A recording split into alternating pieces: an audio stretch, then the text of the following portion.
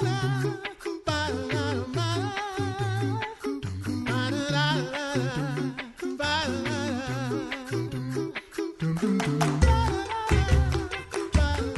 listening to The Coffee Hour. I'm Andy Bates. I'm Sarah Gulseth. Thanks to Concordia University Wisconsin for supporting The Coffee Hour. Find out more about Concordia University Wisconsin at cuw.edu. Live uncommon. Today we continue our conversations in the Set Apart to Serve series, encouraging young people to consider church work vocations. Our guest today, Professor Bruce Schultz. He's on the Board of Regents at Concordia University Chicago and a professor at a biomedical university in Kansas. Professor Schultz, thanks for joining us on The Coffee Hour today. Thank you for inviting me. It's great to be here.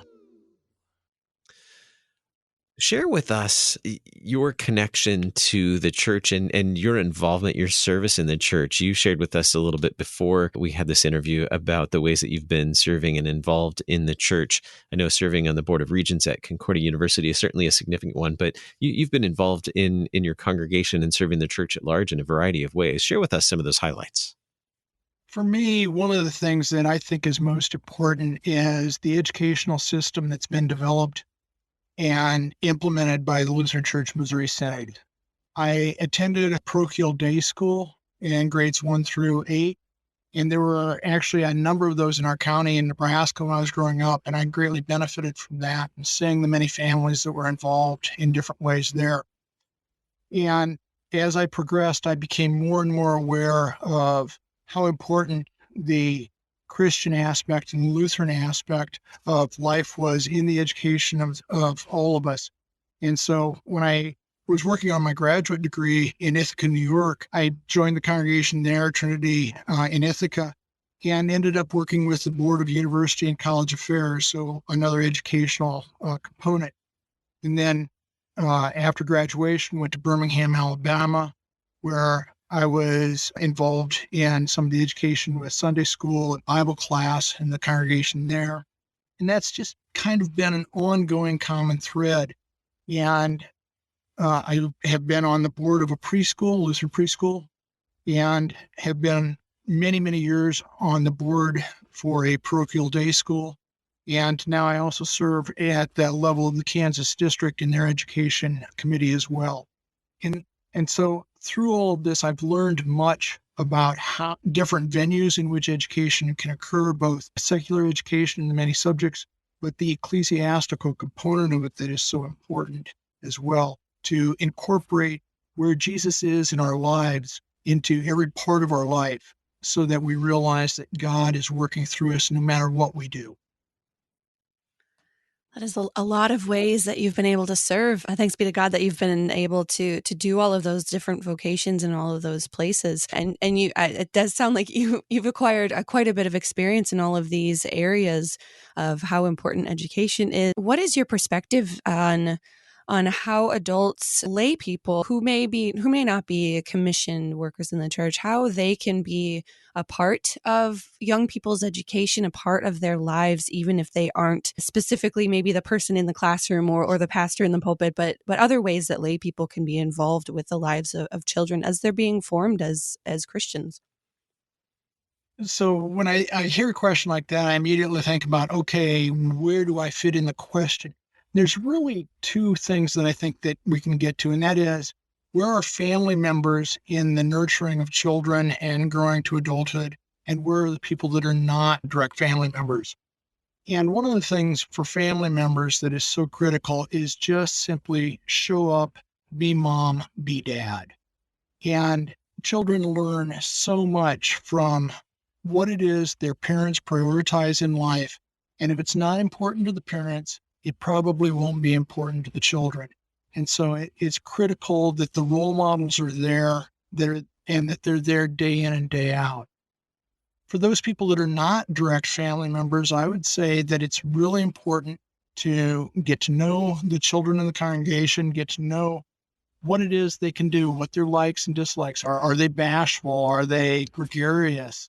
Is there a way that we can help them to really build on what they see as their strengths or where they are most comfortable, where they can have a role, whether it be in VBS or in a school play or as a playground leader, whatever that you think about children can be doing to build them up so that they're confident in their skill sets.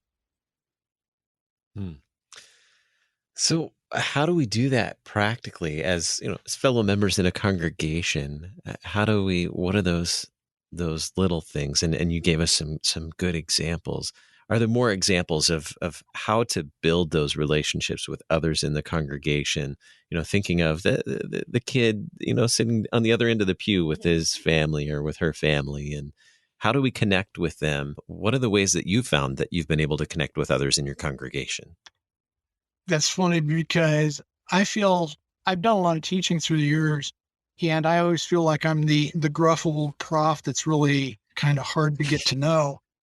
And and the students tell me this all the time. But yet I want to somehow reach out to kids. And so by sitting down and just having conversations with them, listening to them is really important. And interacting with them as they interact with their parents, I think is really important as well, so that they can see you as someone that their parents value as well as that you value their parents. And so that those bonds are really important, that you can become, they realize they can be comfortable with you. In some of the places where I saw that work out so well as, for example, our local grade school, one of the teachers wanted me to lead a tour of my facility. And so I was working with a bunch of fourth and fifth graders that were all calling me by first name as we walked through the hospital hallways. And the students that I had taught previously here at the school were like, who are all these little kids that they're calling Dr. Schultz Bruce and holding his hand, and why are they so darn happy to see him? And it's that they felt comfortable because they'd seen me in a number of different situations around their school, and they'd seen me in a number of situations with their teacher, and so it felt comfortable. And I think that's really important, is that they feel comfortable being there. They feel safe. Now I wish I could have been there to see I that. That know. would have been priceless. I love stories like that, though, because I think sometimes we might get caught up in thinking that, oh, in order to be an influence in children's lives, I have to have a particular role in a congregation. I have to be a Sunday school teacher. I have to lead music. But I think the point that I'm, one of the points that I think that I'm hearing from you is that just being a Christian in a congregation and just being around children and encouraging them just in a very natural way, saying hi to them, asking how they're doing, and just being intentional about building those relationships in a very casual way can be just really just as influential as the people who maybe have those other positions. Is that Oh kind of yeah, along the very, lines of very what you're much saying? so. It's important to have, if you have a formal relationship, whether it be Sunday school or day school or whatever, that's all fine and good. But those relationships need to blossom in other ways too, so that you're not just the figure by the blackboard, but rather you're also the figure that I can depend on when I scrape my knee. Mhm.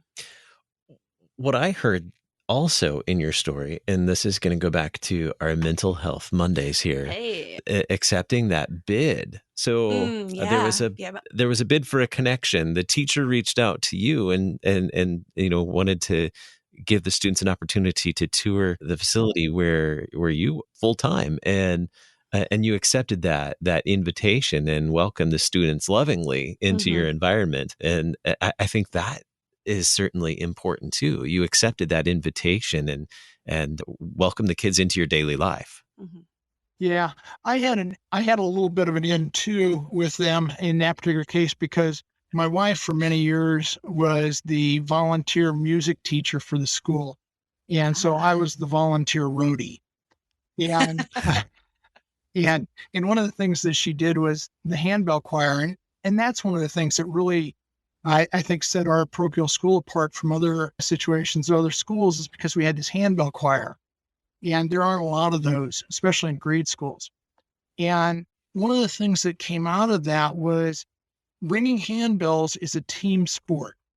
Yeah, if the person with two of the notes doesn't show up, the song just isn't the same. And so it's so Mm-hmm. important for everybody to be there, and it's so important for every note to be there. And I think that is a lesson in and of itself. And having the notes to play and playing them at the right time is really important. But But the students in the choir knew they couldn't tote those boxes around. They needed somebody to help with that. And that's where, being the roadie is important too. And so you value what the gifts that each person has that they contribute to the end game, to the final product.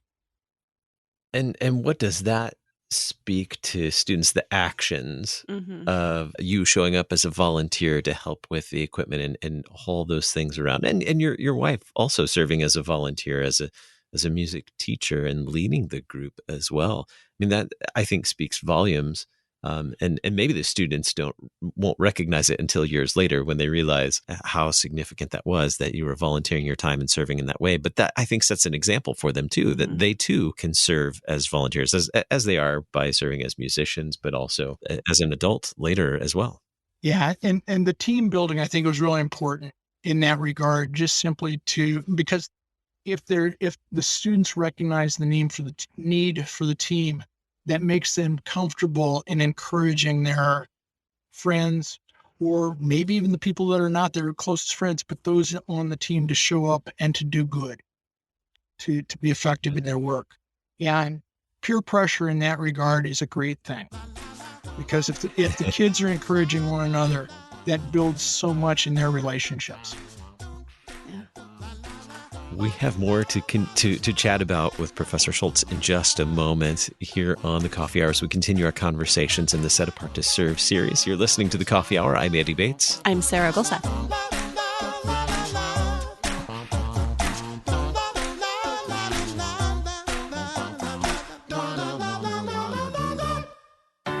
At Concordia University, Wisconsin, we believe you were created for a reason: to use your God-given gifts to help others. To live a life of self-sacrifice in a me-first world. To live a life that's uncommon. Whether you're taking one of 50-plus online programs or learning with us in person on the shores of Lake Michigan, you'll be equipped to make an uncommon impact. Learn more at cuw.edu. Concordia University, Wisconsin. Live uncommon.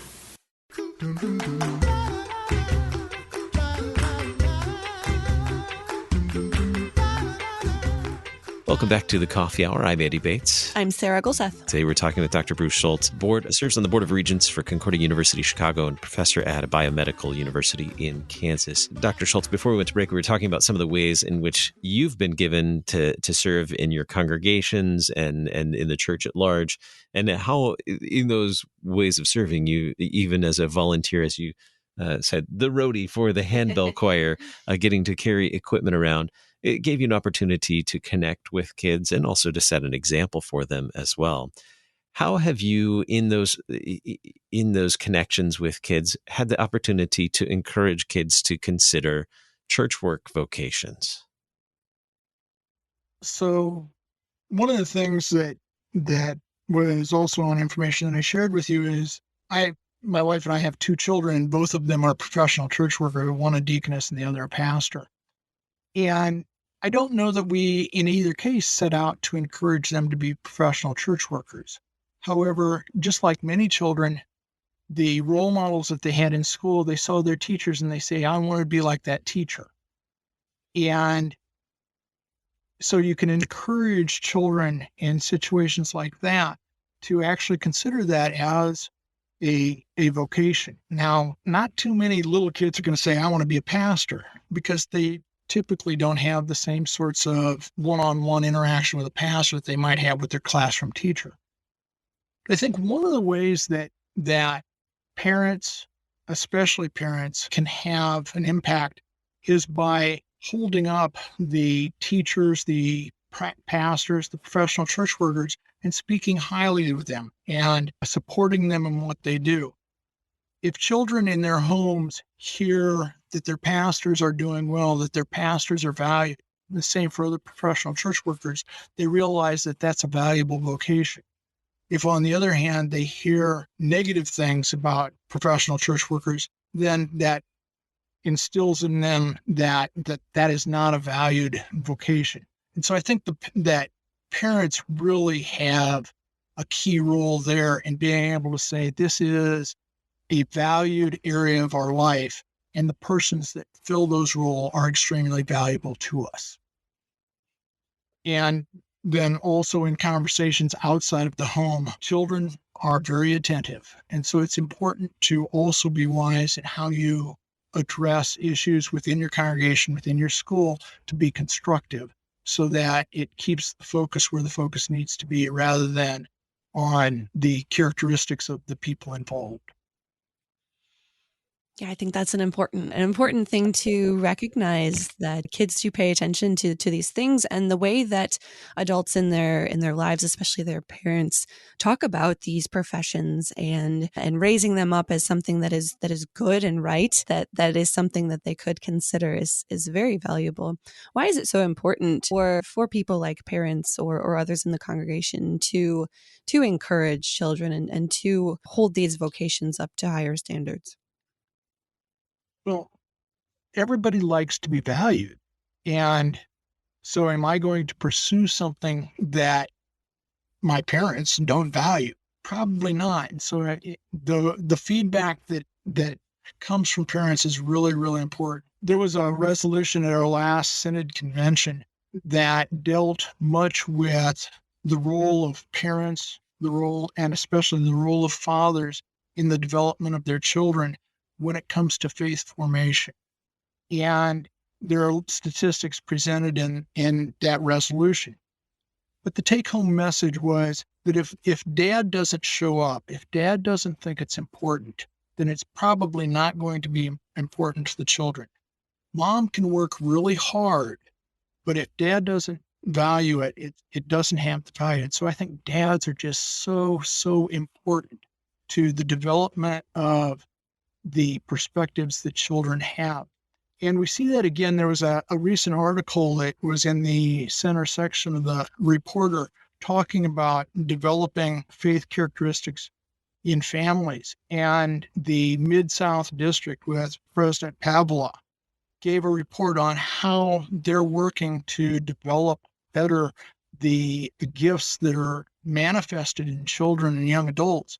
And in that article, he points out once again how important it is that mom and dad really speak with one voice and be supportive of the church in general and be supportive of the church workers as well. Those are critical to faith formation. You mentioned earlier that your children have pursued church work vocations. Who do you think obviously you had some influence on that, I'm sure, but who were the other adults in their lives that you think had some influence on them considering church work vocation? Some of the things along the way, they went to Concordia to be part of Concordia University in Nebraska to be part of an arts festival called Gathering of Talents. And they fell in love with the campus, and they saw hundreds of other Lutheran school kids participating in activities that they thought were fun. And so having that experience was great.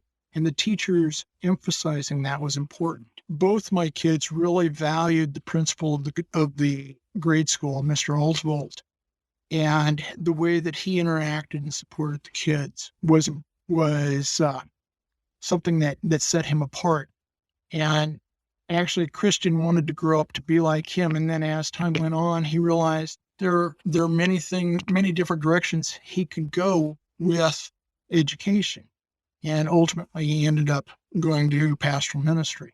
But you can't overemphasize how important that relationship with his teacher and principal was. Also, both the kids are musicians and took up piano and organ. And the organist at our church, Evelyn Schmidt, was critical in encouraging them, the pastor giving them opportunities to play in chapel and in church so that they could actually build on their skills and use the skills effectively. And that's one of the points that I think I should have made earlier is if we know children around us, we know what their skill sets are, we could probably find a way that they can use those skills in positive ways. And we can be there just kind of behind them to make sure that there's not a problem, but letting them actually manifest all the gifts that they have is important, that they see where they can fit in and where they can contribute.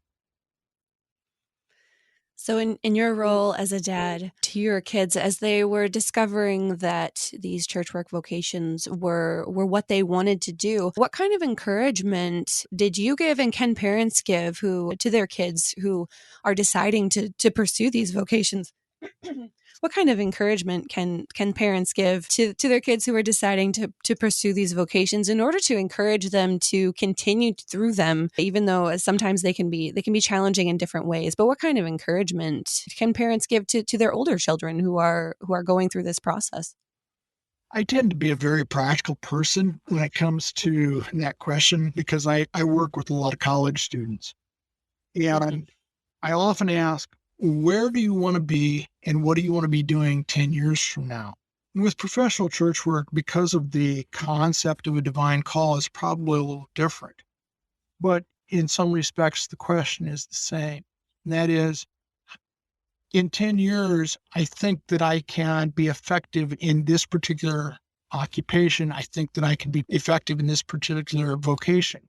But in order to get there, I need to take a certain set of steps.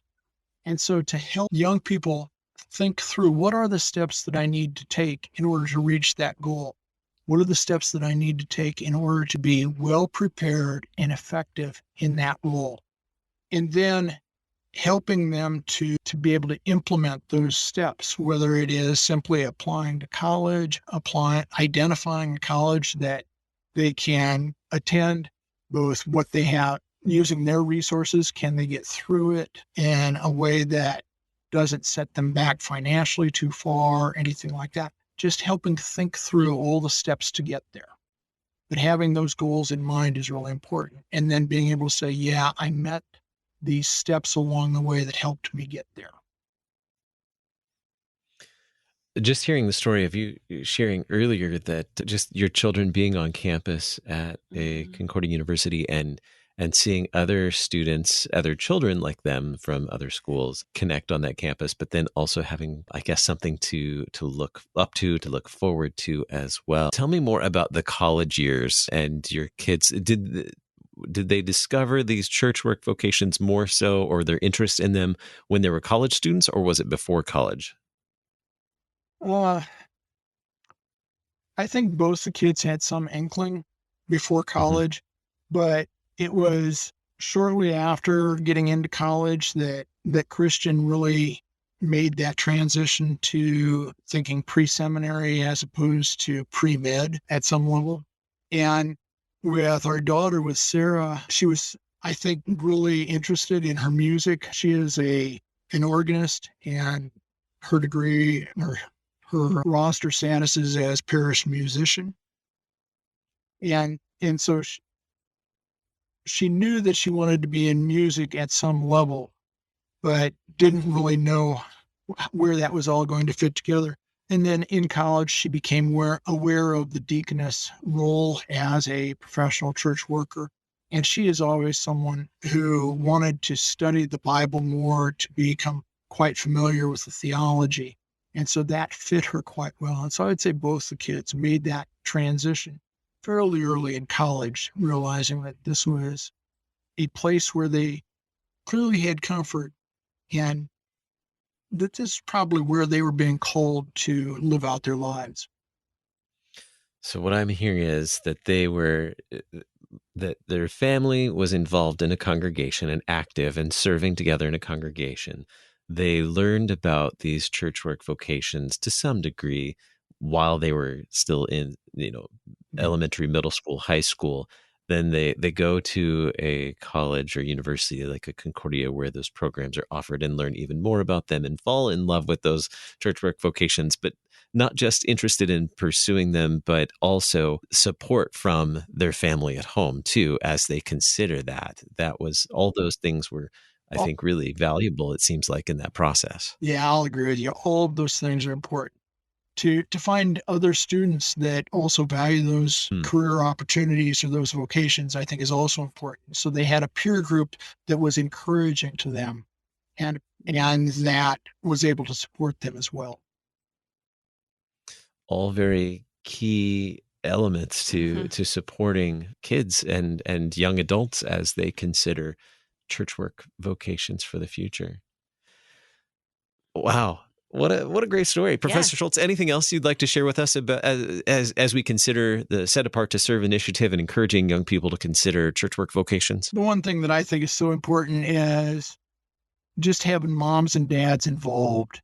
If mom and dad show up and if mom and dad show that it's important, it's a lot easier for the kids to value it. It's a lot easier for the kids to be at home in it. And it's a great way to develop peer relationships that are very positive and that are consistent with where we would want our children to be. Our guest today, Dr. Bruce Schultz, serves on the board of Regents of Concordia University Chicago and a professor at a biomedical university in Kansas. Thank you so much for being our guest on the Coffee Hour today and being part of the Set Apart to Serve series. Thanks a lot. I hope it's been helpful. You've been listening to the Coffee Hour. I'm Andy Bates. I'm Sarah Gulseth. The Coffee Hour with Andy and Sarah is a production of KFUO. To support the Coffee Hour and KFUO Radio, visit KFUO.org. You can also text KFUO to 41444 or send an email to gifts@KFUO.org. And you can call us at 800-844-0524. KFUO. Christ for you, anytime, anywhere.